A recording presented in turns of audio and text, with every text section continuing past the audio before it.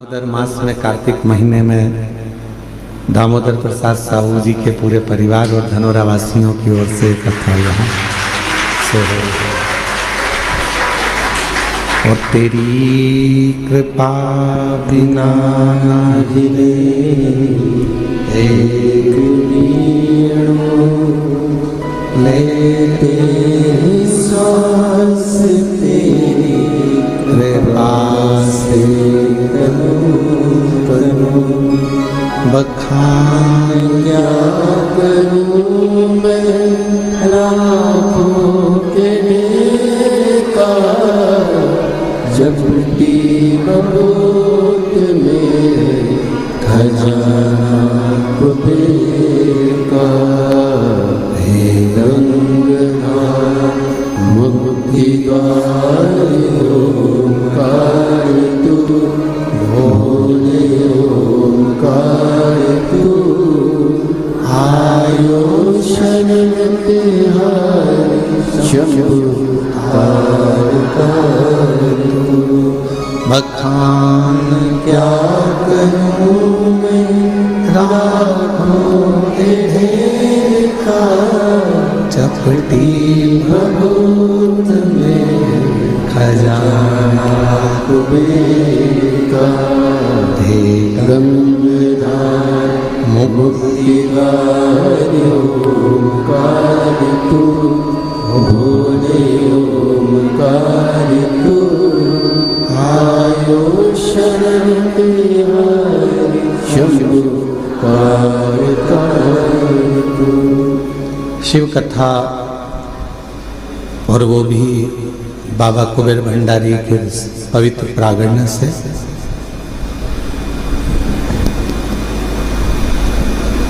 कथा ऑनलाइन है, social media पर भी यहाँ का प्रचार नहीं किया गया कि कुबेरेश्वर धाम से कथा होगी, पर आप लोगों को ना जाने कहाँ से इतनी सूचना मिल जाती है।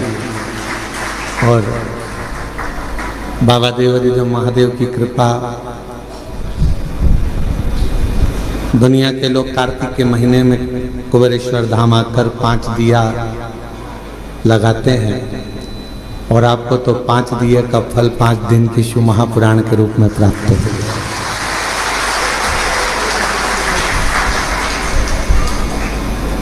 बड़ी कृपा करी है बाबा ने आपका।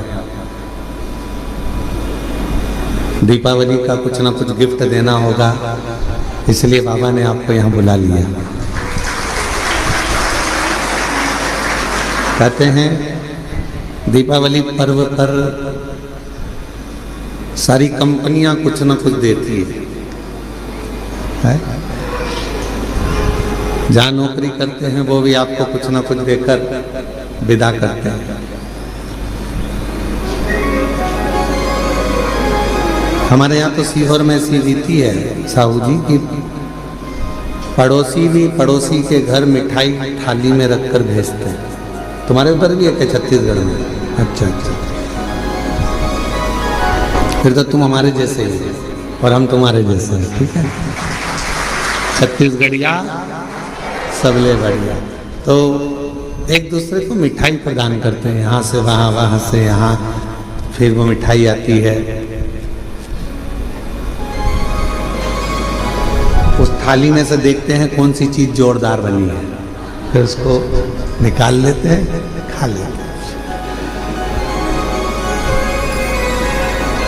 जब पड़ोसी पड़ोसी के घर में दीपावली पर मिठाई भेजता है तो निश्चित है कि आप यदि कुबेरेश्वर धाम पर आए हो या ऑनलाइन अपने अपने घरों से शिव महापुराण की कथा को इस कुबेरेश्वर बाबा की पवित्र धरा से श्रवण कर रहे हो, तो निश्चित है कि मेरा कुबेर भंडारी भी आपकी झोली में कुछ ना कुछ जरूर देगा, ये निश्चित।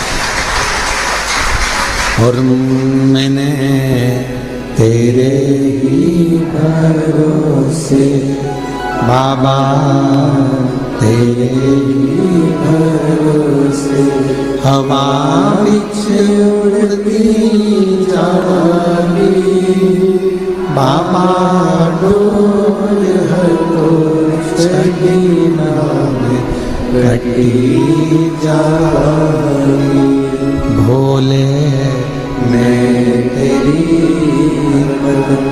शंभो मैं तेरी हवा बिच उड़ती जाती, बाबा डोर है तो छड़के नाम कटती जाती। शिव कथा मानव जीवन के लिए एक औषधि का कार्य करती है।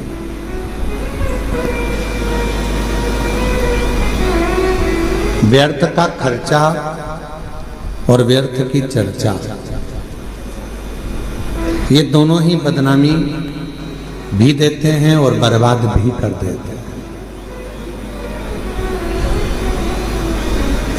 आप किसी की व्यर्थ चर्चा करते रहो तो लोग आपको बदनामी का ठिकरा दे देंगे, इसके पास तो कोई काम नहीं है, निंदा में ही लगा रहता है, निंदा में ही लगी रहती है।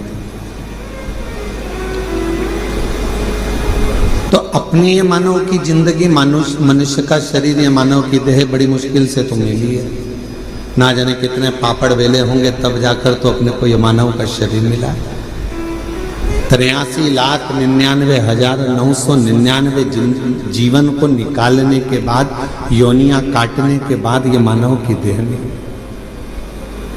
और 84 लाखवें नंबर की अगर ये देह हमको और आपको प्राप्त हुई है और इसको भी हमने व्यर्थ चर्चा में निकाल दिया, तो फिर ये मानव शरीर भगवान क्यों देते? एक बहू को सास ने पानी भरने के लिए भेजा कि ये तू मटका लेकर जा, पानी भर कर लेकर आ, और वो मटका लेकर गई और मटके को फोड़ दिया। बाल्टी में रस्सी बांधकर नीचे कुएं में उतारना था, उसने मटके में रस्सी बांधकर कुएं में उतार दिया। अब मटका भरकर आ रहा था और झूलते झूलते कुएं के अंदर टकराया, फूट गया। अब जो ऊपर आया वो मटका नहीं था, केवल पानी का मुंह था वो मटके का।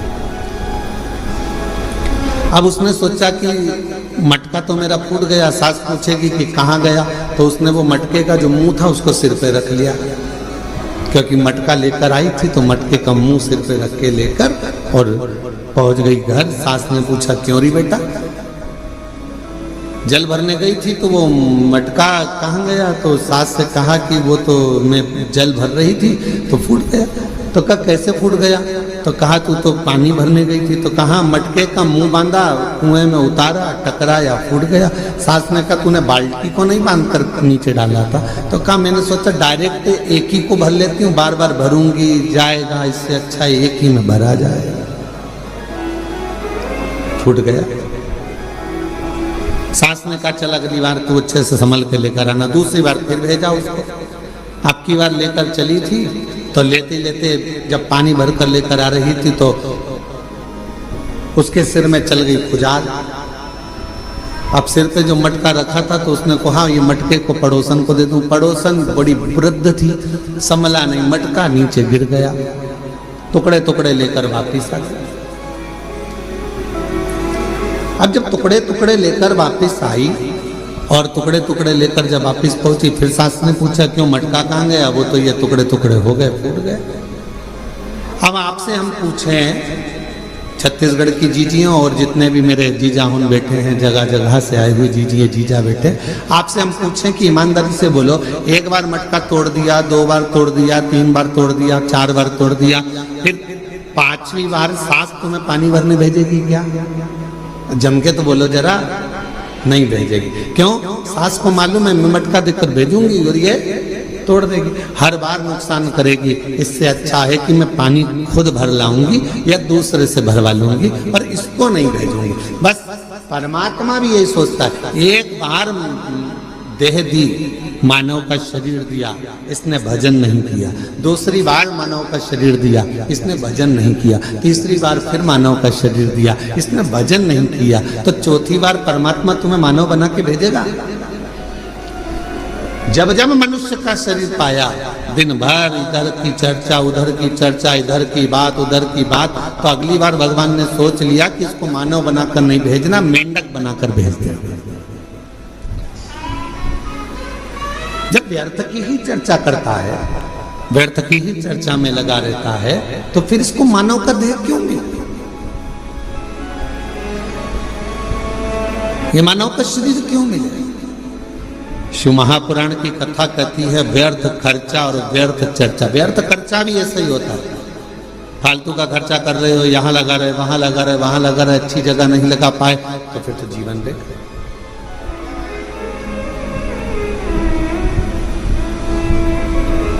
और मिलती है शिव नाम की दौलत कभी कभी, मिलती है शिव नाम की दौलत कभी कभी, होती है अपने भाग्य से शिव पुराण कभी कभी।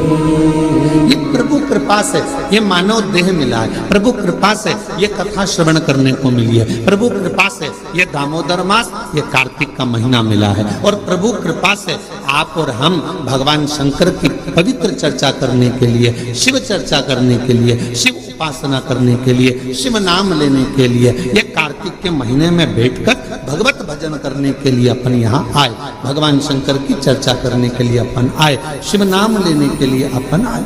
ये प्रभु कृपा से, ये भगवान की कृपा से। और बड़ी मुश्किल से तो मिली, और बड़ी मुश्किल से भगवत भजन मिला, बड़ी मुश्किल से भगवत नाम मिला, बड़ी मुश्किल से मानव का देह मिला, और बड़ी मुश्किल से ये मनुष्य शरीर प्राप्त हुआ, और उसको ऐसे ही गवा दे तो क्या मतलब है?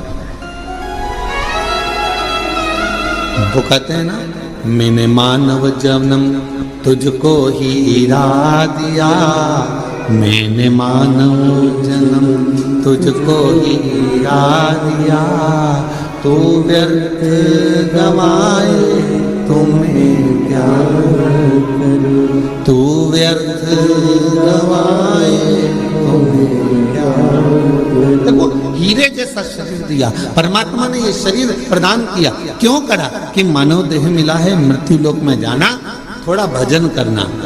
भगवान ने ये कभी नहीं कहा कि तू काम मत कर, भगवान ने ये नहीं कहा कि तू परिवार मत संभाल। मेरा परमात्मा सारे पुराण, सारे वेद, सारे शास्त्र एक बात जरूर कहते हैं कि मृत्यु लोक में आए हो, संसार में आए हो, तो अपने परिवार को पालना भी पड़ेगा, पोषण भी करना पड़ेगा, संभालना भी पड़ेगा, नाते रिश्तों में रहना भी पड़ेगा, कुटुंब कबीले में भी रहना पड़ेगा, सबके साथ रहकर थोड़ा सा समय परमात्मा के लिए निकालना। और मुख से जब तेरे इस मानव देह से दिन भर में एक बार भी श्री शिवाय नमस्तुभ्यम निकल जाए तो समझ लेना मानव देह कृतार्थ।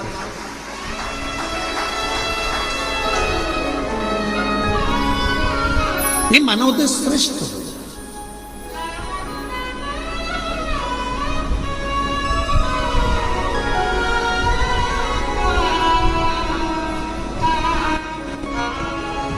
कल एक गुड़गांव से एक बहन जी आई थी, वो एक बात कर रही थी कि गुरुजी,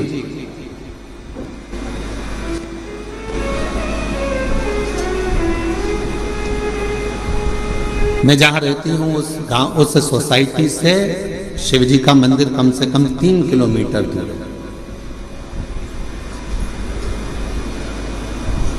अब मैं रोज बेटे से कहूं कि मुझे तो 3 किलोमीटर दूर मंदिर लेकर जा, ले जाएगा क्या? अरे बोलो तो जम के। मैं अपने पति से कहूं कि तू 3 किलोमीटर दूर मुझे मंदिर लेकर चल, रोज रोज ले जाएगा क्या?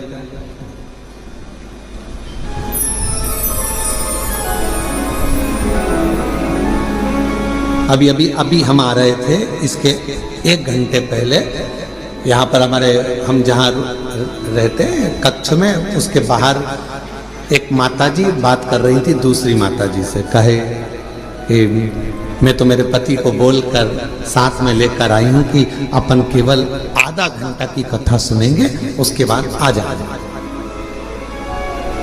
हम कल से आए हैं और कल हमारा पति यहाँ आया और कहने लगा चल अपन यहाँ से फिर चलते हैं, चल चल चल। और उसने रात की जो आरती करी शाम की प्रदोष काल की, उसके बाद हमारा पति हमसे बोला अब तो पूरी 5 दिन की सुन के ही जाए।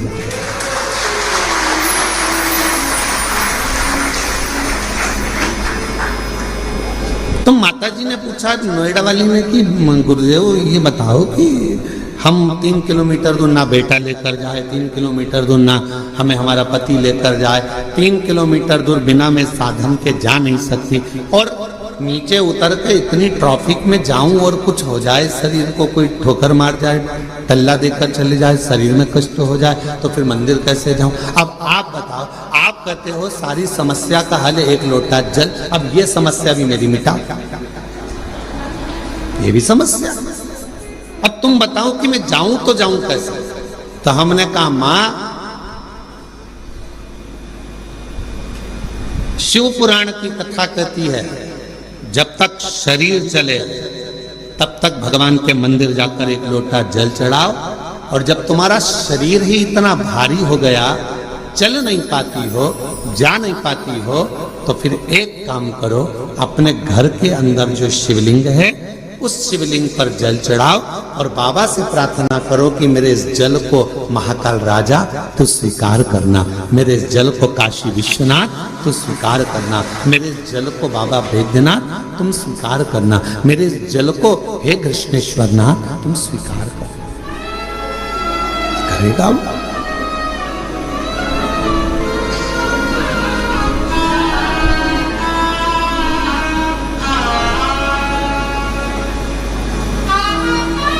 वो स्वीकार करे। बचपन में बच्चा सोया रहता है, माँ और बाप को उस बच्चे के पास आना पड़ता है। बच्चा जब बड़ा हो जाता है, उसे भूख लगती है, प्यास लगती है, तो वो अपने माता पिता के पास आता है।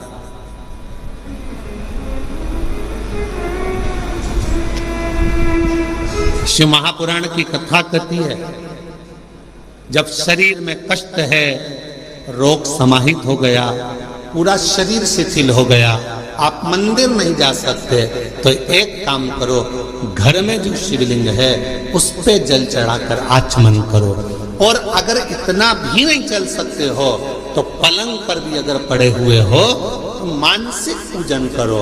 आज मैंने भोलेनाथ जी को जल चढ़ा दिया है, बाबा मैंने आपका जल चढ़ा हुआ पी लिया है।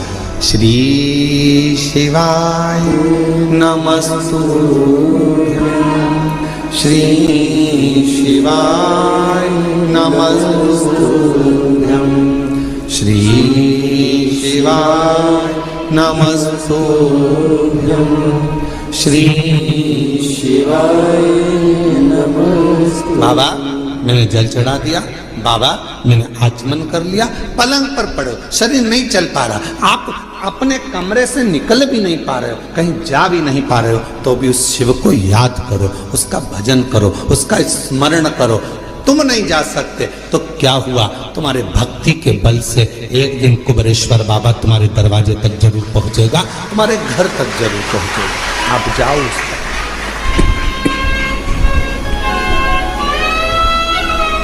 तेरे मंदिर में आना मेरा काम है और मेरी बिगड़ी बनाना तेरा। तेरी चौखट तक मैं आ ही गया, मुझे दर्श दिखाना तेरा काम। हम शिव के करीब हमें पहुंचे। जरूरी नहीं कि आप मंदिर तक जाएंगे, जरूरी यह है कि आपका विश्वास, आपकी दृढ़ता, आपकी श्रद्धा, आपका भरोसा एक ना एक दिन मेरे कुबेरेश्वर बाबा को तुम्हारे घर तक लेकर जरूर आएगा, तुम्हारे दरवाजे तक जरूर आएगा। और मैंने तेरे ही भरोसे बाबा, तेरे ही भरोसे हवा भी उड़ती जाएगी, बाबा डोल को छठी नाम कटी जाएगी। भोले मैं तेरी बदन, शंभू मैं तेरी बदन, हवा बिच उड़ती जाएगी, बाबा डोल को छठी नाम कटे आप थोड़ा इंतजार करो, वो आएगा, दुख मिटाएगा। कोई कहे कि हम मंदिर तक ना जाएं, कोई बात नहीं, शरीर में कष्ट है मत जाओ, पर शरीर अच्छा है, चल सकते हो, जा सकते हो, तुम्हारे घर में चल रही है, तो इस शरीर से शिवालय तक जरूर जाओ, शंकर के मंदिर तक जरूर जाओ।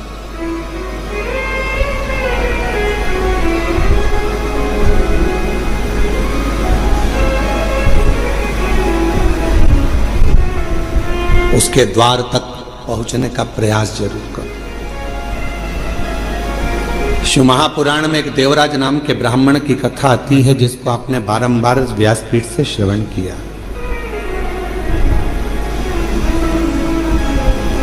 वो देवराज जो कभी भगवान के मंदिर नहीं गया, वो देवराज जो कभी शिवालय नहीं गया, वो देवराज कभी जो शंकर की आराधना में नहीं लगा, कभी नहीं गया, ना उसने आराधना करी, ना कभी साधना करी।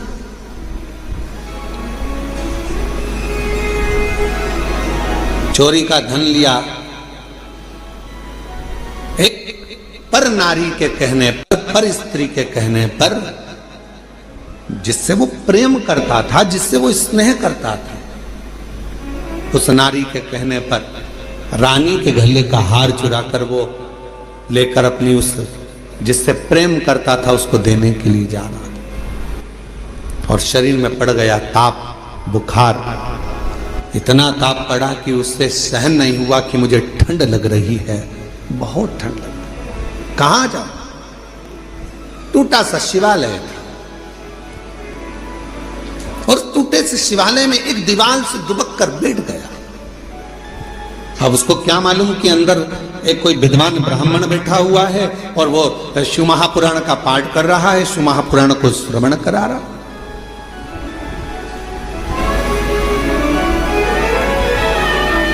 पूरी दुनिया में सारी पुराणों में केवल एक पुराण ऐसी है, शिव महापुराण, जो किसी यजमान को नहीं सुनाई जाती, जिसका श्रोता यजमान नहीं होता, जिसका श्रोता दुनिया का कोई व्यक्ति नहीं होता, जिसका श्रोता केवल सारी पुराणों में केवल एक पुराण है। श्रीमद् भागवत को आप उठाएंगे तो राजा परीक्षित उसका श्रोता है, फिर कोई पुराण उठाएंगे तो उसका काशी नरेश एक श्रोता है, फिर कोई पुराण उठाएंगे उसका श्रोता ये है, पर शिव महापुराण का कोई श्रोता नहीं। शिव महापुराण का केवल एक श्रोता है, वो देव अधिदेव महादेव और माता पार्वती जी कथा को श्रवण करने के लिए।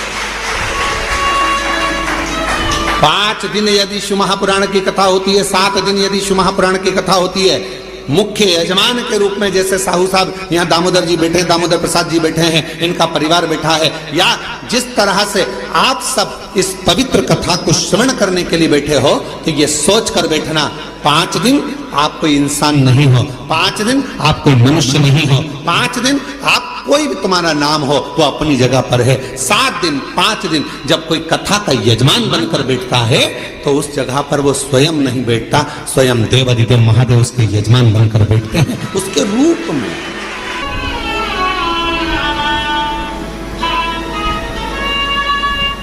जितने कथा के पंडाल में बैठे हो, जितने कुबेरेश्वर बाबा की धरा पर, कंकर शंकर की भूमि पर तुम जहां बैठे हो, चाहे तुम्हें जहां छांव मिल गई, तुम जहां जाकर बैठ गए, तुम कहीं पर भी बैठकर कथा को श्रवण कर रहे हो, समझ लेना कि आप कोई साधारण नहीं हो। मेरा शंकर आपके रूप में कथा को श्रवण करने के लिए बैठा है, शिव महापुराण की कथा सुनने के लिए बैठा है। और कोई पुराण होती तो हम कह देते कि इस पुराण का यजमान ये है, उस पुराण का यजमान वो है, पर शिव महापुराण की कथा जब चंचुला देवी ने अपने पति बिंदुक के लिए कराई और चंचुला देवी जब पुराण कराने के लिए पहुंची तो स्वयं देवऋषि नारद ने कह दिया कौन सी पुराण कराना है। तो देवऋषि नारद ने पूछा चंचुला देवी से, तुम कौन सी पुराण कराना चाहते हो? तो कहा शिव महापुराण।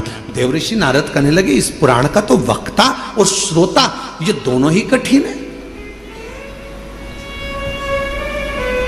श्रीमद् भागवत का वक्ता मिलना सरल है।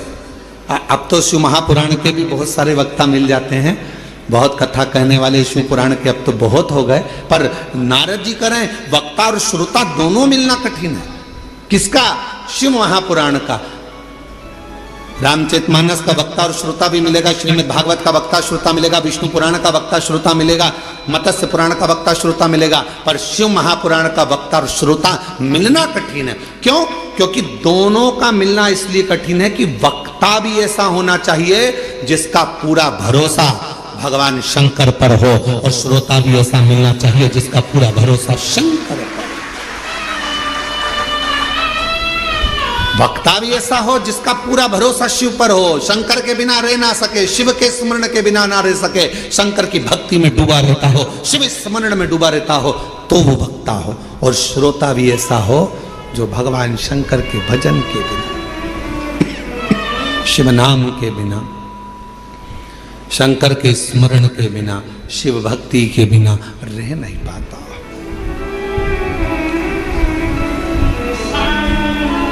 ये जो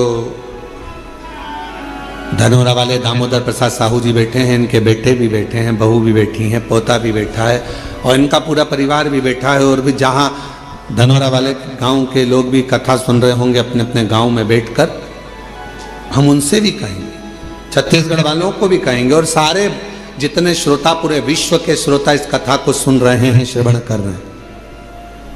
कथा के प्रथम दिवस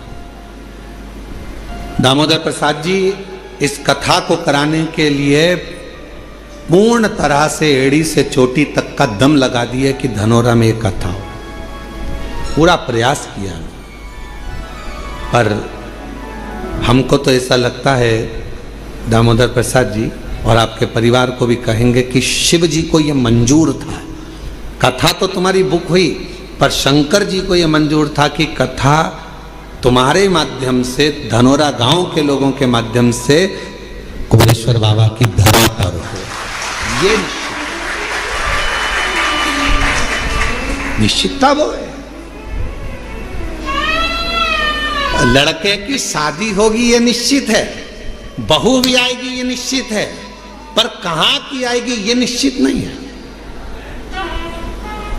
एक पंडित जी महाराज अगर ज्योतिषी करे और हाथ देखकर कह दें कि महाराज तुम्हारे लड़के की शादी होगी, ऐसी बहू मिलेगी और बिल्कुल जोरदार मिलेगी और बढ़िया रहेगी, पढ़ी लिखी रहेगी, ऐसे रहेगी, घर संभालेगी, ऐसा होगा वैसा होगा, घर में प्रथम लड़का भी होगा, ये भी होगा वो भी होगा, सब कुछ कहे वो, सब कुछ।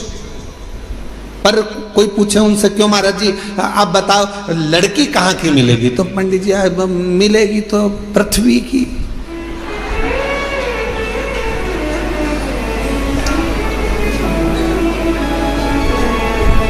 मिलेगी तो पृथ्वी की।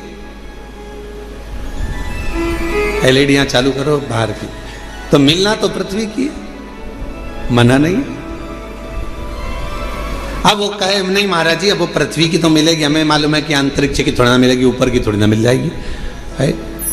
पर ये तो बताओ कि मिलेगी कहाँ की? तो इतने में कहा कि हाँ, उत्तर से दक्षिण और पूरब से पश्चिम, इसी के बीच की मिलेगी।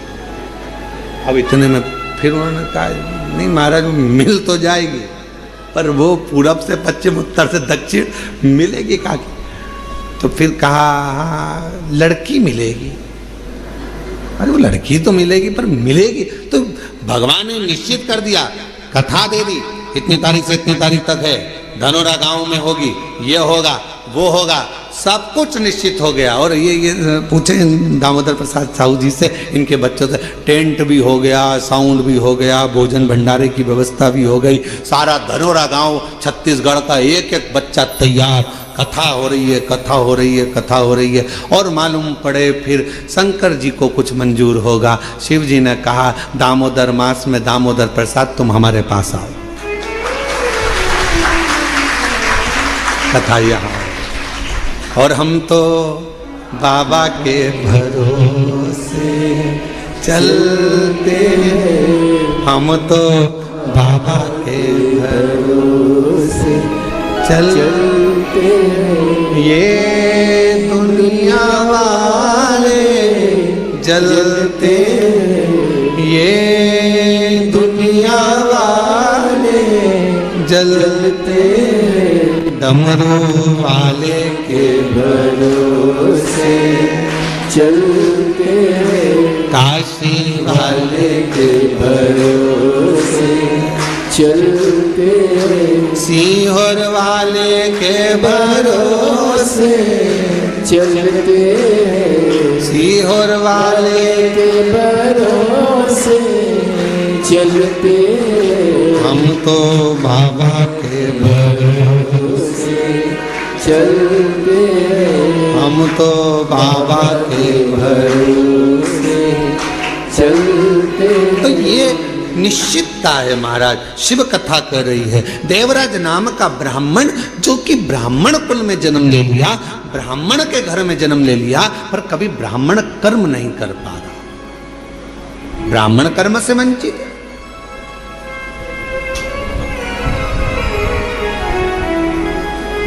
महाराज इस व्यासपीठ से निवेदन करूं आप सभी को, ब्राह्मण हो, क्षत्रिय हो, वैश्य हो, शूद्र हो, पर याद रखना सबसे पहले आप इस भारत की भूमि पर जन्मे हो, इस हिंदुस्तान में जन्मे हो, तो पहला शब्द आप हिंदू हो, इस बात का स्मरण रखें। आप हिंदू हो, ब्राह्मण हो, क्षत्रिय हो, वैश्य हो, शूद्र हो, अपनी जगह पर सबसे पहले आप सनातनी हो, भगवान देवाधिदेव महादेव की संतान हो। आप मेरे बाबा की औलाद हो, संतान हो, मेरे शिव की संतान।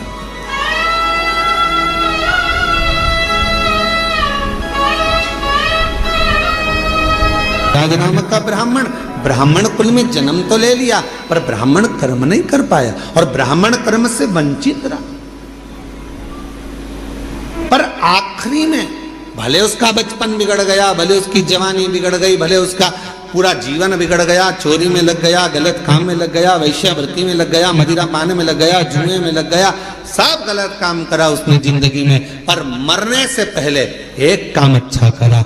अगर चोरी का धन लेकर भी पहुंचा तो शंकर जी के शिवालय तक पहुंचा और बाबा ने उस पर करुणा कर दी।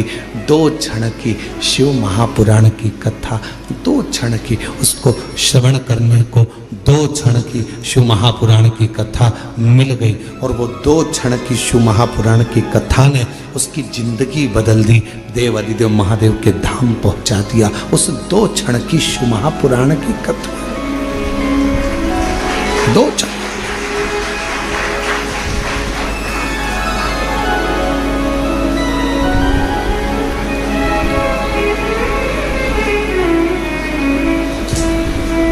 मोबाइल पे बहुत सारे ज्ञान देने वाले मिलते हैं।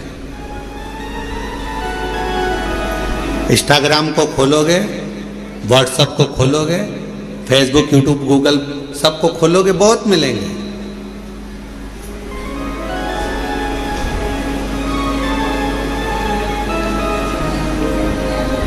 दिन भर झूठ बोलते हो, भगवान के मंदिर जाते हो तो कहा कोई फल नहीं मिलेगा। कहने वालों ने मोबाइल पर बहुत ज्ञान दिया। गलत काम कर रहे हो, मंदिर जा रहे हो, कुछ नहीं होने वाला, भगवान तुम्हारी नहीं सुनेंगे। पर शिव महापुराण की कथा कहती है बच्चा कितना भी कीचड़ में लथपथ हो गया। शिव महापुराण की कथा कहती है बच्चा गंदगी में कितना भी लथपथ हो गया हो, पूरा शरीर उसका गंदगी से भर गया हो, दुनिया भले उसको छुए चाहे ना छुए, पर माँ और बाप एक ऐसे होते हैं उस बच्चे को, उस कीचड़ से भरे हुए बच्चे को भी गले लगा देते हैं कीचड़ से। वो माता पिता होते हैं, माता पिता के सिवा कोई नहीं। एक माता पिता ऐसे होते हैं जो कीचड़ से भिड़े हुए बच्चे को, कीचड़ से सने हुए उस बच्चे को गोदी में ले लेते हैं, अपने गले लगा लेते हैं, कीचड़ में सने।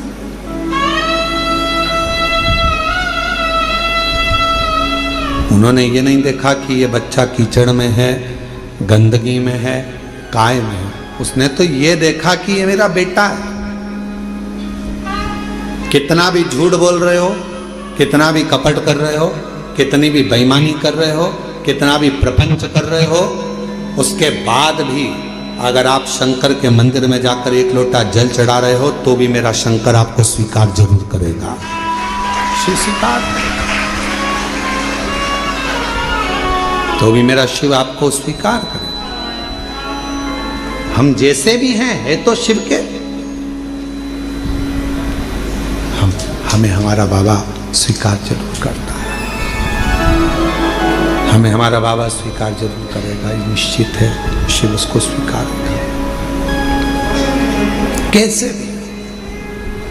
शंभु शंभु, तुम कैसे भी हो शिव के द्वार जाओ, तुम कैसे भी हो भगवान शंकर की भक्ति करो, तुम कैसे भी हो भगवान का भजन करो, तुम कैसे भी हो भगवान का गुणगान करो। जाओ शिव के दरवाजे, आप उस पर आश्रित हो जाओ।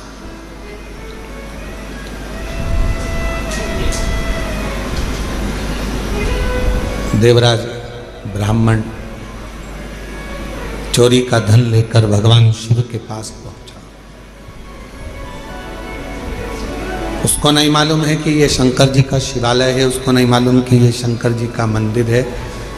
बस वो तो भगवान के मंदिर में गया ही नहीं था, वो उसको मालूम ही नहीं है कि ये शिवालय।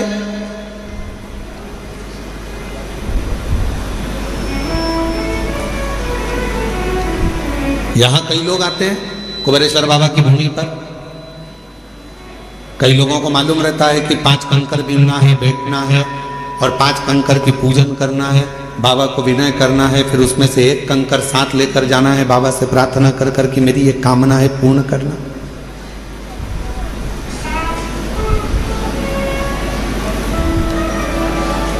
जिनको मालूम है वो करते हैं, जिनको नहीं मालूम वो आते हैं, प्रणाम करते हैं, चले जाते हैं।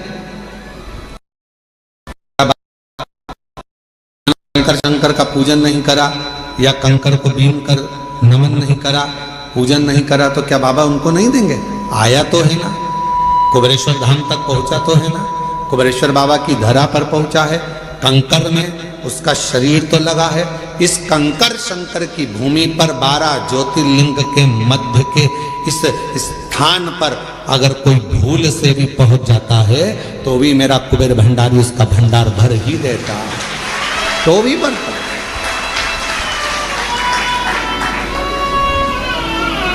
एक कलश जल समर्पित करता है और उसकी जिंदगी का क्लेश शिव समाप्त करता है।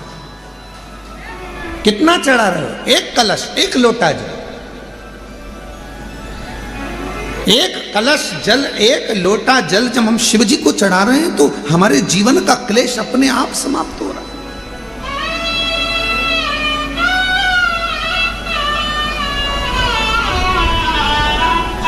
आप तो जानते भी नहीं, कुबेरेश्वर बाबा के धाम आए हैं, शिव के भरोसे, भगवान के भरोसे। थोड़ा देने में देरी कर सकता है, इंतजार आपको करना पड़ेगा। फाइल मोटी है, पढ़ने में थोड़ा समय लग सकता है, पर देगा जरूर। थोड़ी सब्री रखना पड़ेगी और श्रद्धा और विश्वास के ऊपर रखना पड़ेगा। बच्चा भी गर्भ में रहता है तो बच्चे का जन्म भी 9 महीने के बाद होता है। 9 महीने तक माता पिता इंतजार करते हैं, दादा दादी इंतजार करते हैं, नाना नानी इंतजार करते हैं, घर के लोग इंतजार करते हैं। 9 माह तक गर्भस्थ बच्चे का इंतजार किया जाता है कि गर्भ में जो बच्चा है वो जन्म लेगा, समय लगेगा। गर्भस्थ बच्चा 9 महीने तक गर्भ में रहता है, तब जन्म लेता है, इंतजार किया जाता है। थोड़ा इंतजार कर, 9 माह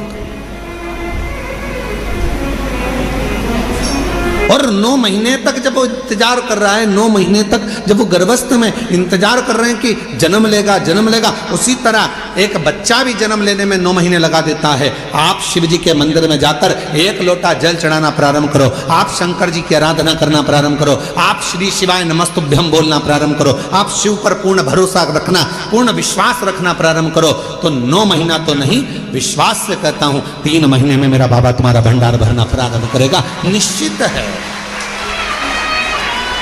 आप करो तो।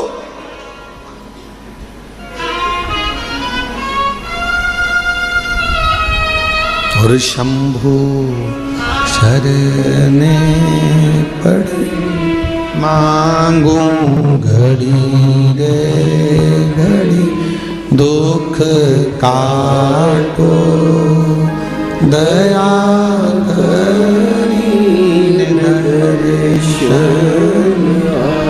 ओ शंभु शरणे मांगू घड़ी रे घड़ी दुख काटो दया करी दर्शन।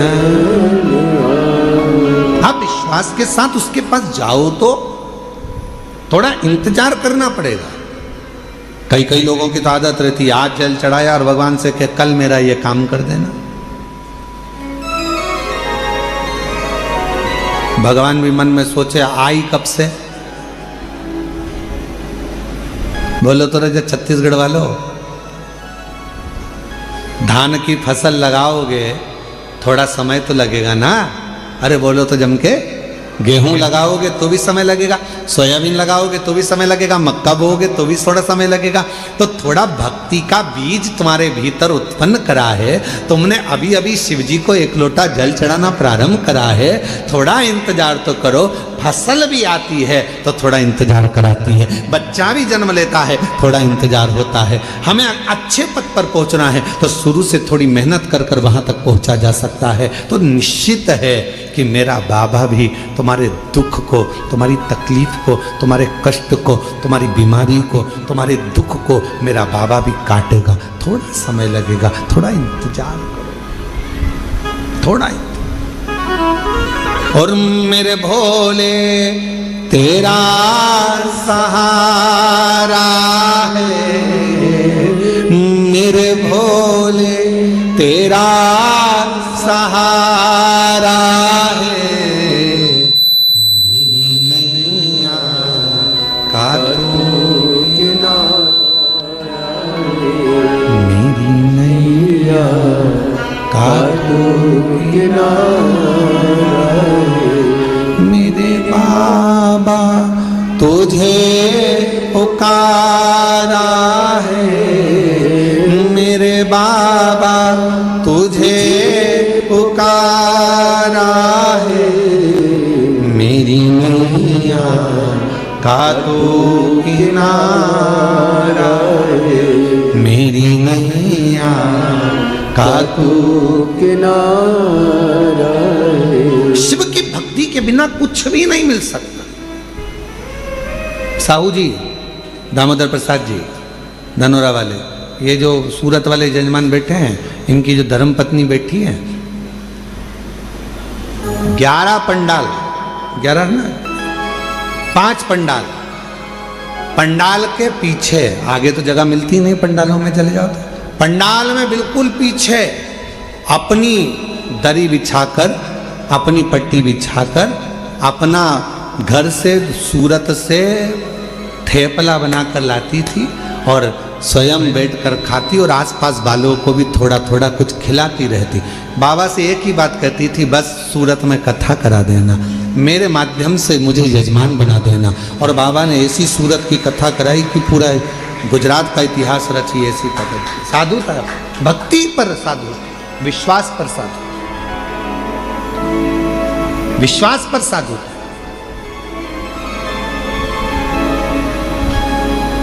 पीछे बैठ जाती, जैसे जैसे आप लोग आए हो ना, अपना अपना अपना बिछोना बिछाया, दरी बिछाई, पन्नी बिछाई, बैठ गए।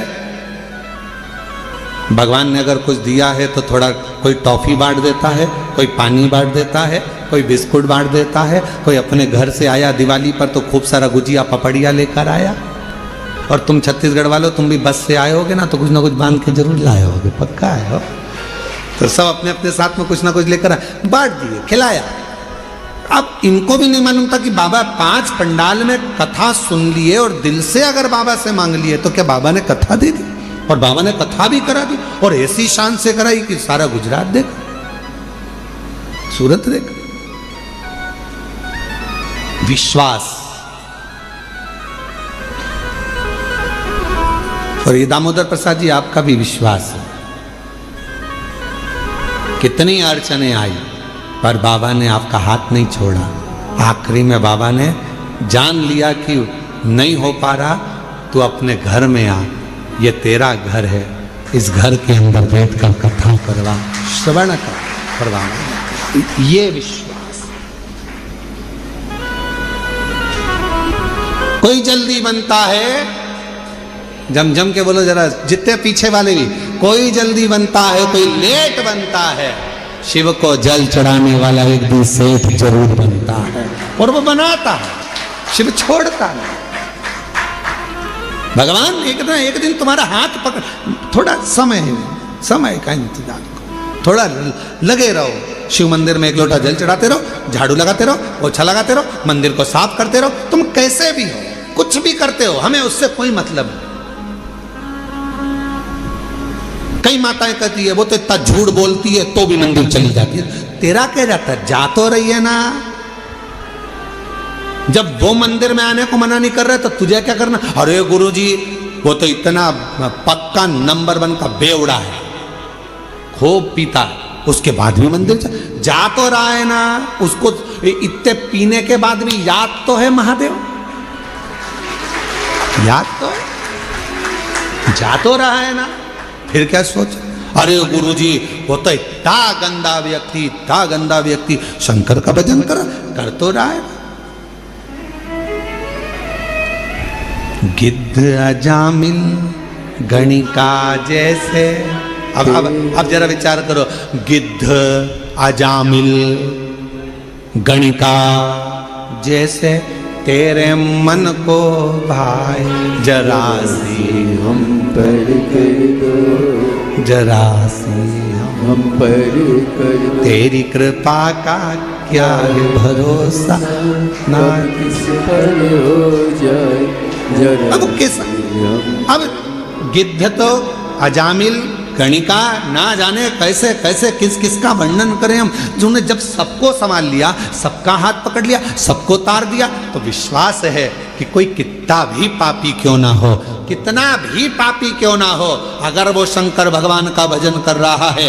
लंका का राजा रावण, कंस, हिरण्यकशिपु जैसे ना जाने कितने अंधकासुर जैसे, ना जाने कितने तारकासुर जैसे, ना जाने कितने कितने असुर भगवान शंकर की भक्ति कर कर आखिरी में शिव धाम को चले गए। शिव उसको संभाल लेता है, शिव उसको संभाल। कैसे भी हो शिवालय जाओ, कैसे भी हो शिव के मंदिर जाओ, तुम कैसे भी हो, क्या कर रहे हो, शंकर के द्वार जाओ।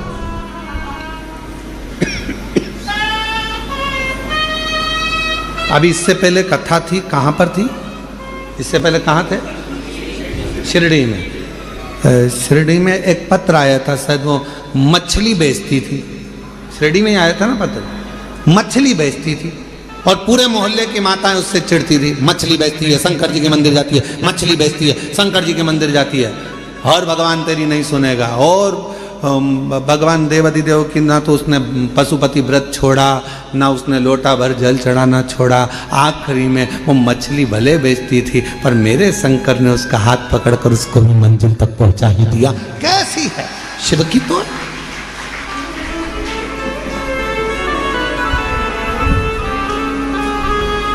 उसने लिखा कि मैं गलत काम कर रही।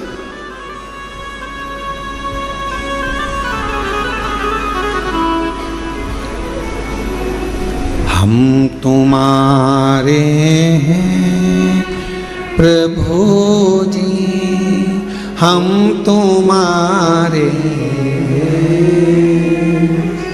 हम तुम्हारे रहेंगे, ओ मेरे भोले,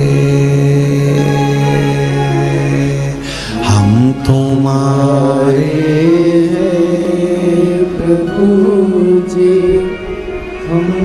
तुम्हारे, सब बोलो सब, हम तुम्हारे हैं,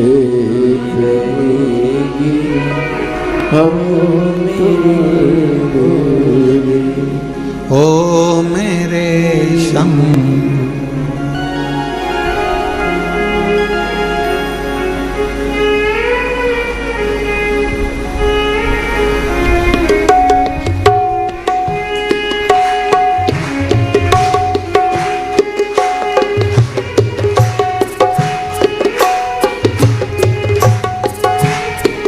तभी तो परशु महापुराण की कथा कहती है कि मेरा देव अधिदेव महादेव जब आपको पूर्ण समर्पण अपनी ओर करवा लेता है तो वो भी पूर्ण समर्पण के साथ आपके दुख को काट देता है,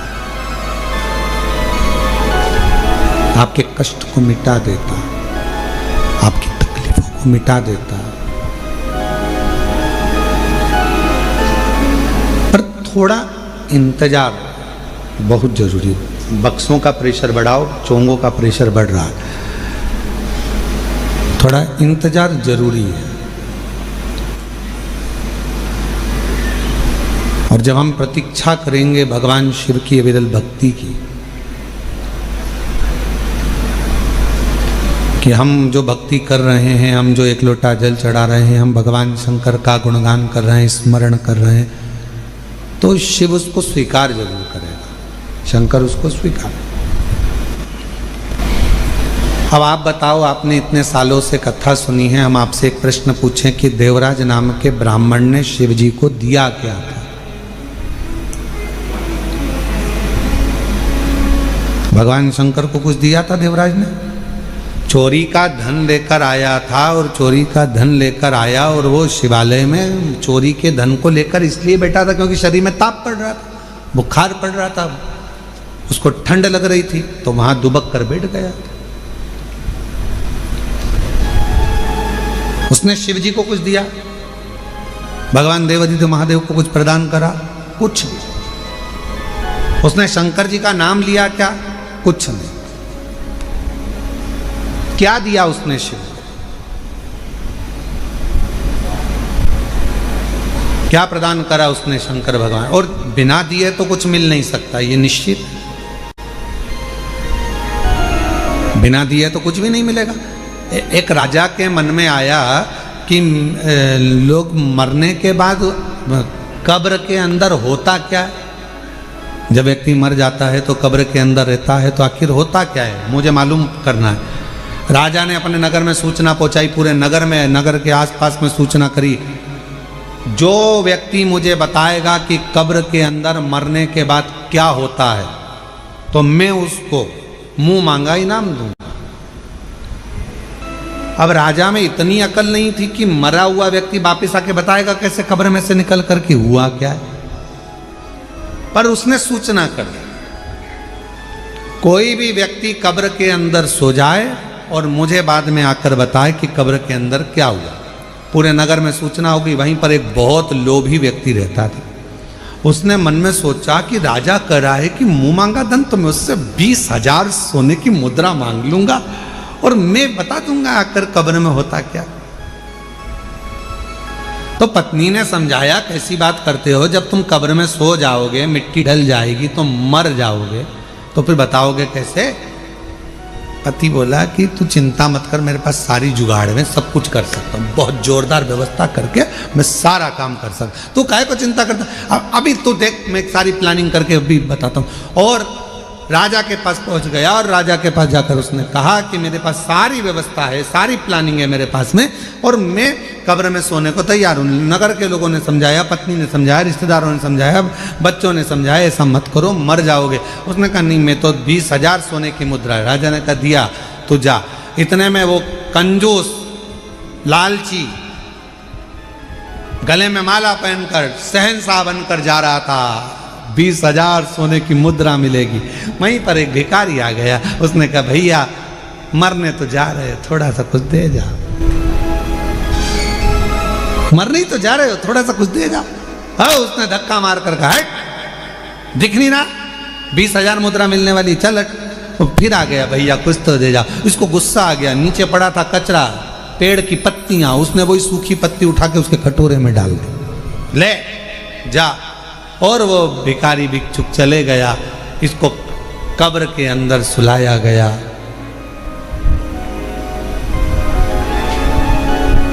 इसने कब्र के अंदर जिसमें सुलाने वाले थे उसमें पहले से छोटा सा बारीक सा पाइप डाल दिया था, जिसमें से श्वास लेते रहूंगा, दिखता रहेगा। अब कब्र के अंदर इसको सुलाया, मिट्टी डाल दी।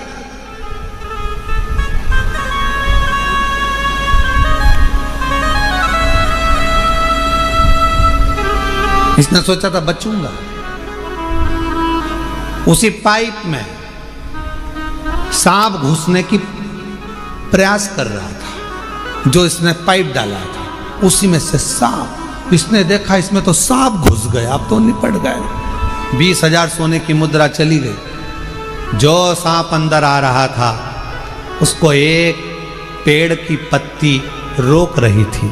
सांप अंदर आ रहा है, पत्ती रोक रही है। सांप अंदर आ रहा है, पेड़ की पत्ती रोक रही है। तब फिर कब्र को खोला गया, उसको राजा के सामने प्रस्तुत करा गया। राजा ने पूछा, अब बताओ कि कब्र में होता क्या है, मरने पर होता क्या है? उस व्यक्ति ने कहा, महाराज, जो दान किया होता है वो अपने आड़े आकर खड़ा हो जाता है और बचा लेता है। जो दान, जो पुण्य करा, जो सत्कर्म करा, जो कथा श्रवण कर रहे हो, किसी को पानी पिला रहे हो, किसी को टॉफी खिला रहे हो, किसी को बिस्कुट खिला रहे हो, किसी का मुख झूठा करा रहे हो, तुम्हारी जितनी सामर्थ्यता है उसके अनुसार तुमने किसी को अगर अन्न दान करा है, वो अन्न दान हमारे सामने आएगा। किसी को समय का दान दिया है, वो समय हमारे सामने आएगा। किसी को पानी पिलाया, वो पानी हमारे सामने आएगा। कहीं ना कहीं हमारा किया गया सत्कर्म, हमारा पुण्य हमारे सामने आकर खड़ा होता है। वो लालची और वो व्यक्ति, लोभी व्यक्ति, लालची व्यक्ति और वो व्यक्ति जब जा रहा था, एक वृक्ष की पत्तियां उठाकर भिखारी के कटोरे में देकर चले गया। वो पत्ती ने सांप से उसकी रक्षा कर, वो पत्ती।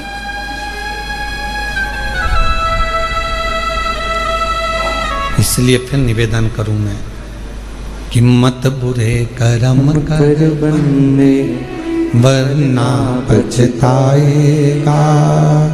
भगवान की आँखों से तू बच नहीं पाएगा, तू बच नहीं पाएगा।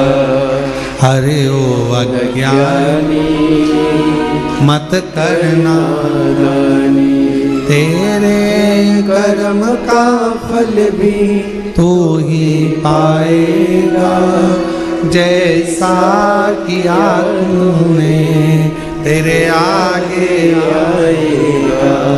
मत बुरे कर्म कर बंदे, वरना पछताएगा।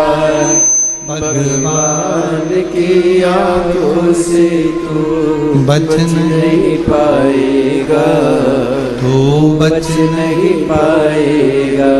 अरे ओ अज्ञानी मत करना दानी। जैसा कर्म करोगे वैसा फल पाओगे, जैसा आप करोगे वैसा फल प्राप्त होगा।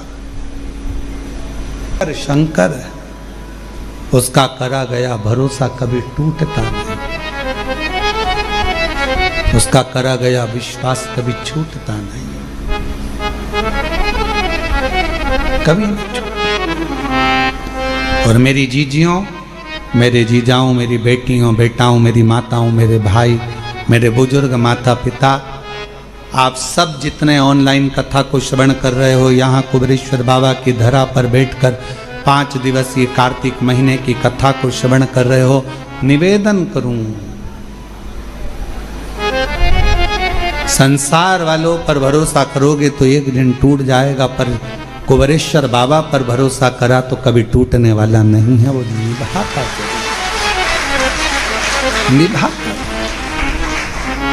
स्वीकारेगा, और उसने स्वीकार लिया, जीवन सार्थक हो गया। उसने स्वीकार,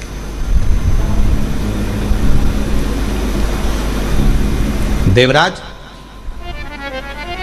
चोरी का धन ले जा रहा था, बुलाया मंदिर के अंदर, मेरे भोलेनाथ ने हाथ पकड़कर अंदर बुला लिया और मेरे बाबा ने 2 क्षण बिठाकर शिव महापुराण की कथा को श्रवण करा दिया। 2 क्षण। दुनिया के लोग भले शिव महापुराण को समझे ना समझे हमें नहीं मालूम, पर इतना जरूर मालूम है, जिसने जिंदगी में शिव महापुराण की कथा को दिल से सुन लिया, स्वीकार कर लिया, उतार लिया, उसकी जिंदगी में वो कभी धोखा नहीं खाएगा, वो जिंदगी में कभी ठोकरे नहीं खाएगा, कभी नहीं खाएगा। वो धोखा नहीं खा सकता, वो ठोकर नहीं खा सकता।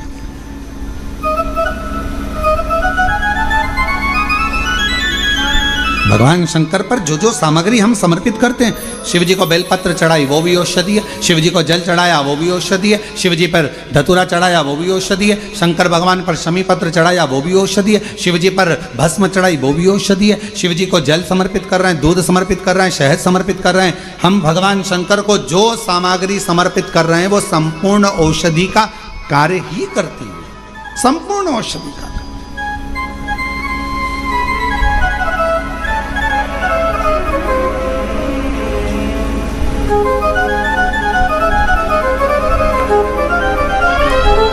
शायद दुनिया में पहला ऐसा धाम होगा कुबेरेश्वर धाम जहां पर भोजन भी बनता है। तो बाबा की जो बेलपत्र चढ़ती है उसी बेलपत्र को सब्जी में, खिचड़ी में, भोजन में उस बेलपत्र को उकाला जाता है, बनाया जाता है और आप तक पहुंचाया जाता है, वो औषधि बन जाए। लोग नहीं पहचान पाते, पर जो जानने वाले हैं, जो कोई व्यक्ति कहे कि औषधि, शमी के वृक्ष, बेलपत्र का वृक्ष, उसके नीचे की मिट्टी हो, उसके नीचे की रज हो, वो भी औषधि का कार्य करती है। जब किसी व्यक्ति को यूरिन से जुड़ी हुई प्रॉब्लम हो जाती है, उसको जब यूरिन से जुड़ा हुआ बहुत बड़ा रोग उत्पन्न हो जाता है, यूरिन नहीं आती है या यूरिन रुक जाती है या यूरिन उसकी निकलती ही नहीं, बाथरूम आती ही नहीं, उसको बहुत रुक रुक कर आती है या बाथरूम पूर्ण तरह से नहीं आती, तो उसको करा क्या जाता है, उसको जाओ शमी का वृक्ष, शमी के वृक्ष की नीचे की मिट्टी लाओ, शमी के वृक्ष की पत्ती लाओ, बाबा देवाधिदेव महादेव का अवधूतेश्वर नाम लेकर उसको अच्छा मिट्टी के साथ शमी की पत्ती को मल लो, थोड़ा गीला कर कर नाभि के नीचे उसको लगा लो, 5 मिनट के अंदर अच्छे से कितनी भी यूरिन रुक रही हो पर यूरिन निकलना प्रारंभ हो जाती है, उसको किसी चीज की जरूरत नहीं पड़ती, 5 मिनट लगता है बस, और 5 मिनट में यूरिन आना प्रारंभ हो जाती है।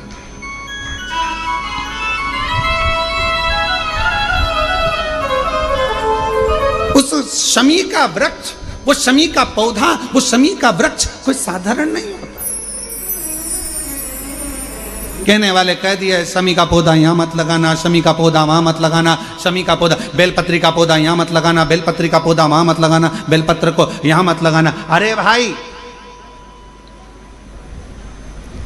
शमी का पौधा अगर तुम्हारे घर के अंदर है, शमी का छोटा सा पौधा यदि तुम्हारे घर के आंगन में है, शमी का छोटा सा पौधा या बेलपत्र का छोटा सा पौधा तुम्हारे यहाँ है, तुम्हारा घर का वास्तु दोष कितना भी बेकार हो, शमी का पौधा और बेलपत्र का पौधा सारे वास्तु को अच्छा कर देता है।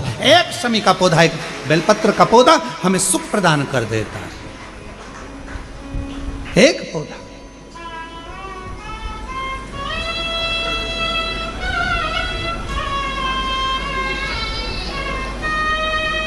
उस शमी के पौधे को ना पहचान रहे लोग, उस बेलपत्र के पौधे को ना पहचान रहे लोग।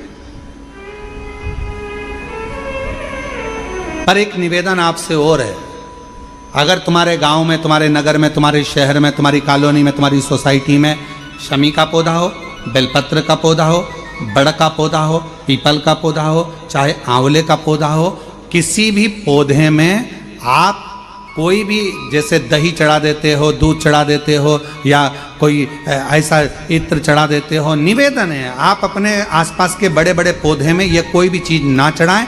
कोई महाराज कितना भी बताए, पर उस पौधे के अंदर आप केवल जल चढ़ाएं, केवल जल। आप उसमें ना दूध चढ़ाएं ना दही चढ़ाएं। तो क्यों? क्योंकि पौधे में जब दही जाता है तो दही जाने के कारण, इत्र जाने के कारण, तेल जाने के कारण, कोई सामग्री जाने के कारण वो बड़े से बड़ा पौधा सूखने लगता है। हमारा करवत निवेदन है आपसे, उस पौधे में जब भी बेलपत्र का पूजन करने जाओ, ना दूध चढ़ाना ना दही चढ़ाना, केवल जल चढ़ाना।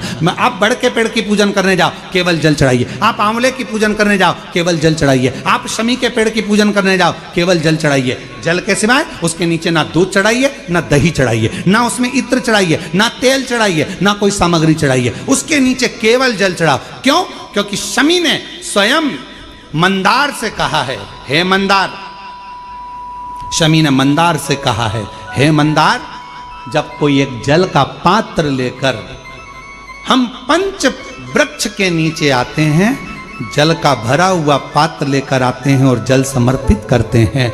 जब वो खाली पात्र हमारे वृक्ष के नीचे से जाता है तो वो खाली नहीं रहता, हम उसे लक्ष्मी से परिपूर्ण कर कर भेज देते हैं। ये शमी कहता है। अब ना जाने तुमको कौन कह देता है कि उसमें दूध चढ़ा दो, उसमें तुम्हें दही चढ़ा दो, उसमें ये चढ़ा दो, उसमें इत्र चढ़ा दो। किसी का कहना मत मानो, आप शिव महापुराण का कहना मानो। एक लोटा जल शमी के वृक्ष के नीचे चढ़ाओ, बेलपत्र के वृक्ष के नीचे चढ़ाओ, चाहे आप बड़े वृक्ष के नीचे चढ़ाओ, चाहे आप आंवले के वृक्ष के नीचे चढ़ाओ, चाहे पीपल के नीचे चढ़ाओ, पर जल चढ़ाओ। इसके सिवा कोई सामग्री। अभी हमने देखा कई लोग, अभी दीपावली के पहले हमने देखा भारत के भूमि में कई ऐसे लोग हैं जो ना जाने कहाँ कहाँ से ऐसे लोग पृथ्वी पर आ गए हैं जो लक्ष्मी की पूजन करते हैं और अगले साल की लक्ष्मी को उठाकर पीपल के पेड़ के नीचे धरी आते हैं।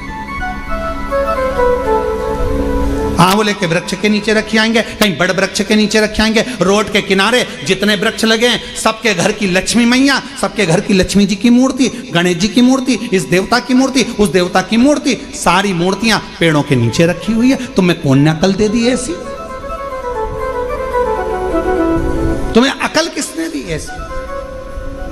कौन ने विवेक दे दिया कि घर की पुरानी मूर्ति को पेड़ के नीचे ले जाकर रख दो? तुम्हारे घर की पुरानी मूर्ति है, घर में एक बाल्टी लो, घर में एक टब लो, उस बाल्टी में पानी भरो, तुम्हारे घर की पुरानी मूर्ति उस पानी के अंदर डाल के रखो। जितने दिन में गल जाए, 15 दिन, 20 दिन, 25 दिन, जब गल जाए तब उस मूर्ति की मिट्टी को किसी पेड़ के नीचे ले जाकर डालो, पर अपने देवी देवता को किसी वृक्ष के नीचे ले जाकर मत रखो, उनका अपमान मत करो, उनका अपमान मत करो।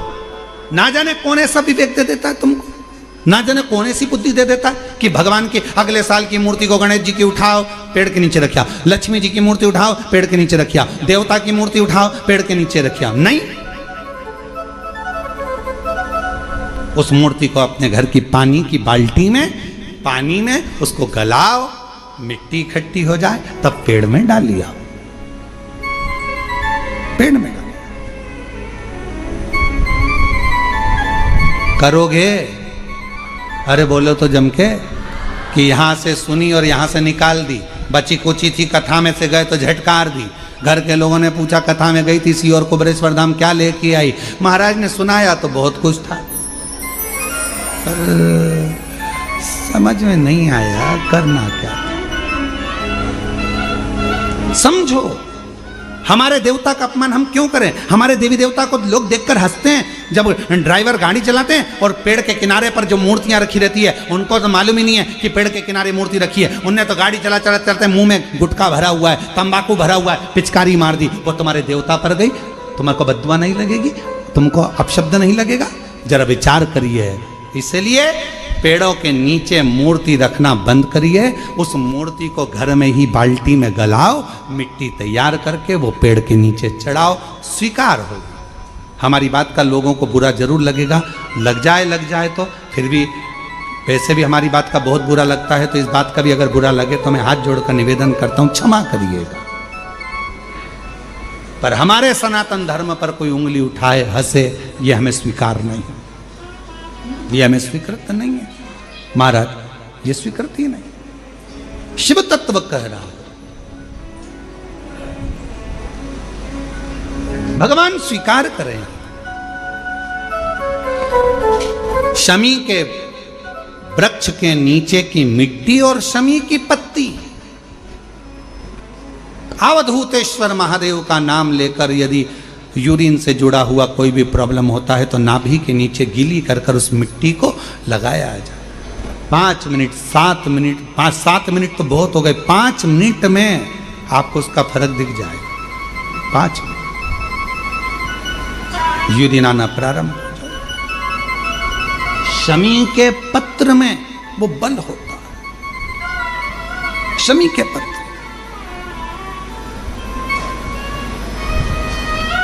हम कईयों से कहते हैं कि अगर आपको लग रहा है कि डॉक्टर बोल रहा है कि कोई बड़ी बीमारी हो रही है, कोई तकलीफ, आपके मन में भी आपको ऐसा लग रहा है कि कहीं मेरे को घुटने ना बदलाना पड़ जाए, कहीं मेरे को ये बीमारी ना हो जाए, आपको ऐसा महसूस हो रहा है, तो आप बेलपत्र के वृक्ष के नीचे थोड़ी देर बैठो, वहां की मिट्टी को अपने शरीर पर थोड़ा सा लगाओ और श्री शिवाय नमस्तुभ्यं, श्री शिवाय नमस्तुभ्यं, श्री शिवाय नमस्तुभ्यं, श्री शिवाय नमस्तुभ्यं। बेलपत्र के वृक्ष के नीचे बैठकर वहां की मिट्टी को थोड़ा अपने मस्तिष्क पर चढ़ाओ, थोड़े हृदय से लगाओ, थोड़ी भुजा से लगाओ, थोड़े वक्ष स्थल पर, थोड़ा कंठ पर लगाओ। उस मिट्टी को थोड़ा थोड़ा सा स्मरण करिए और निवेदन करो श्री शिवाय नमस्तुभ्यम का बोलकर। खुद अपने आप अपनी बुद्धि से ही निकलना बंद हो जाएगा कि आपको ऐसा लग रहा था कि बीमारी होगी, घुटने बदलना पड़ेगा, ये करना पड़ेगा। अपने आप वो नेगेटिवता बाहर होगी और आप धीरे धीरे स्वस्थ होना प्रारंभ होंगे, धीरे धीरे स्वस्थ। शिवालय, बेलपत्र का वृक्ष, बट वृक्ष, शमी वृक्ष, पीपल का वृक्ष, आंवले का वृक्ष, मंदिर, तीर्थ, शिवालय, देवालय, ये बल देते हैं, हमको ऊर्जा देते हैं, ये हमें ऊर्जा प्रदान करते हैं।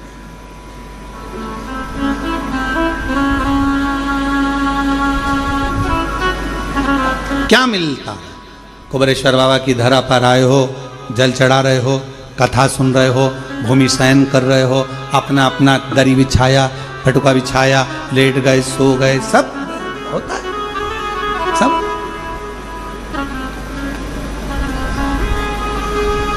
पर उसमें सबसे ज्यादा भूमिका है आपकी। आप किस भावों से भगवान को रिझाने के लिए आए, कितने विश्वास के साथ आप बाबा को रिझाने के लिए आए।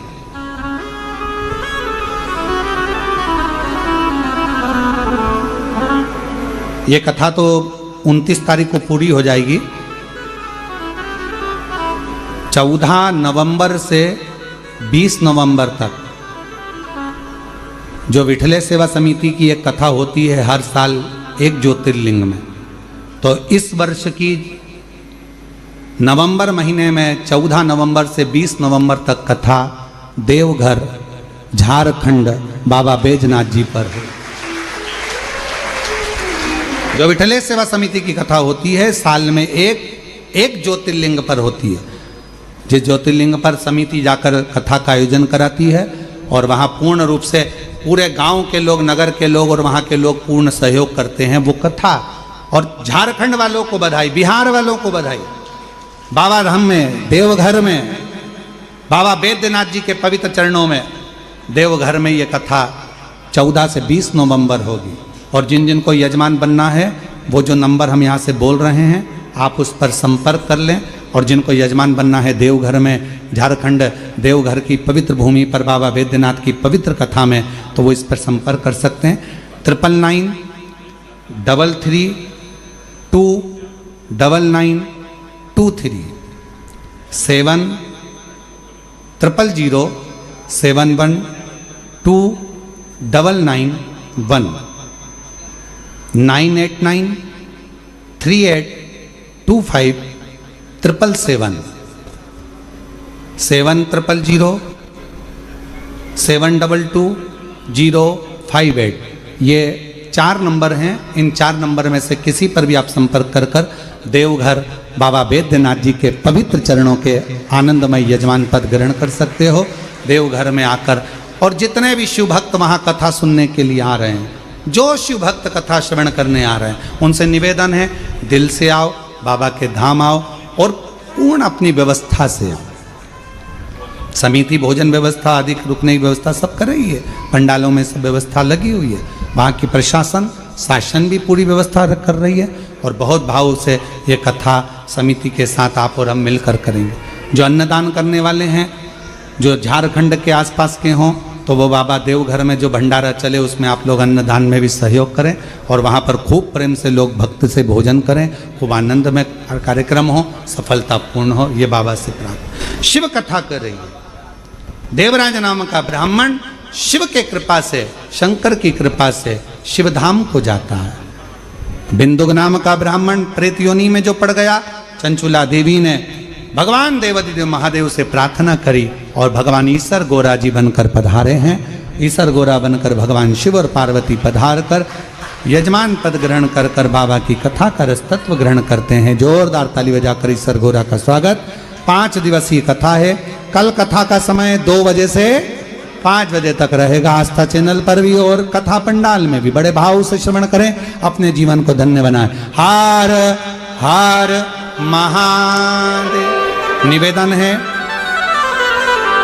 सावधानी पूर्वक रहें, अपने समान की